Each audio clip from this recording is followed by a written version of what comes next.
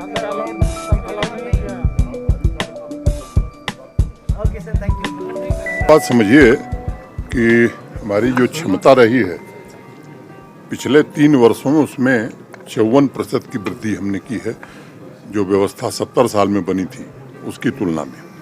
तीनों मोर्चों पर, जनरेशन के मोर्चे पर भी, ताकि हम पर्याप्त बिजली पैदा कर सकें, उस पर भी काम कर रहे हैं।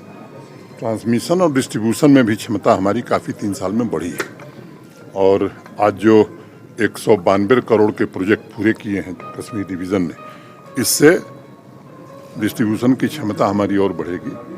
मोटे तौर पर RDSS भारत सरकार के सहायता से चलने वाली एक परियोजना है। 5000 करोड़ से ज़्यादा की परियोजनाएं डिस्ट्रीब्यूशन नेटवर्क को मजबूत कराने के लिए आज NTPC के साथ, पावर ग्रिड के साथ, REC के साथ और मीटर लगाने का एक MOU भी हमने साइन किया है। कुछ हमारे अपने लोग करेंगे।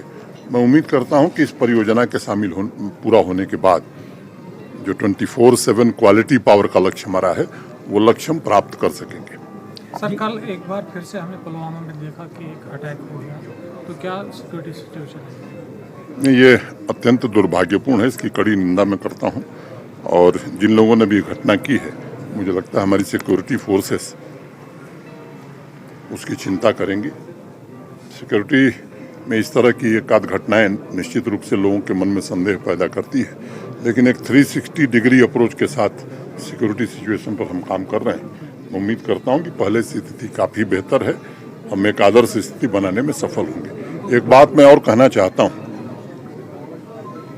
हमारे हाउसिंग अर्बन डेवलपमेंट डिपार्टमेंट ने संपत्ति कर का एक नोटिफिकेशन किया है। 3 दिन पहले मैंने कहा था कि जम्मू कश्मीर प्रशासन संवाद में विश्वास रखता है और सामान्य आदमी को दिक्कत न हो, इसकी हम हर प्रकार से कोशिश करते हैं। मैं आपको बताना चाहता हूं और जम्मू कश्मीर के निवासियों से कहना चाहता हूं कि हमने देश में सबसे कम संपत्ति कर, प्रॉपर्टी टैक्स लगाया है। और अगर मैं आंकड़े आपको बताऊं तो श्रीनगर, जम्मू और बाकी म्यूनिसिपैलिटीज़ को मिला करके कुल 5,20,000 घर हैं शहरों में। 5,20,000, उसमें 2,06,000 घर ऐसे हैं जो 1,000 स्क्वायर फुट से कम है, माने 40% लोगों पर कोई टैक्स नहीं। 2,03,600 ऐसे घर हैं जो 1,500 स्क्वायर फुट के नीचे है। इसका मतलब कि अधिकतम 1,000 रुपये एक वर्ष में 1,000 रुपये एक वर्ष में, माने 1,000 रुपीज मैक्सिमम इन 1 ईयर। और इसमें भी 2,03,600 में से 80% ऐसे होंगे जिन्हें 600 रुपये से भी कम देना है। और मैं तुलना अगर शिमला से करूं, अंबाला से करूं, देहरादून से करूं, तो 1/10 ऑफ शिमला, अंबाला एंड देहरादून। तो इसलिए सामान्य आदमी की चिंता हमने की है। और अभी भी मैं कह रहा हूं कि कॉमन मैन को कोई दिक्कत है, वो जरूर प्रशासन को लिखे, हमारे प्रमुख सचिव को लिखे, हमसे कहे, उसमें कोई सामान्य आदमी को दिक्कत नहीं आने दी जाएगी। वैसे ही कमर्शियल की अगर मैं बात करूं तो 1,10,000 दुकानें,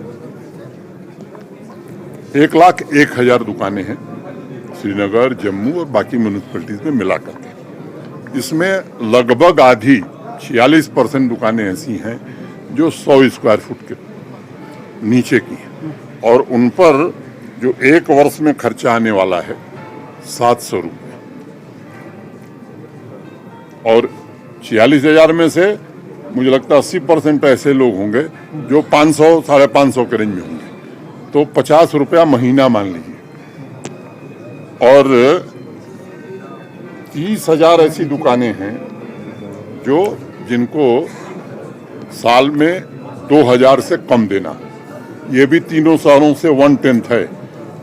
तो मोटे तौर पर 1,01,000 में से माने 76% ऐसे लोग हैं जिनको बहुत ही न्यूनतम भुगतान करना है। मुझे लगता है कि इससे बेहतर व्यवस्था कोई नहीं हो सकती है। और बार बार हमने दोहराया है कि ये जो धन आएगा वो उसी कॉरपोरेशन के, उसी म्यूनिसिपैलिटी के अकाउंट में जमा किया जाएगा। हमारे शहर ग्रोथ के इंजन बन सकें, उसके लिए काम किया जाएगा।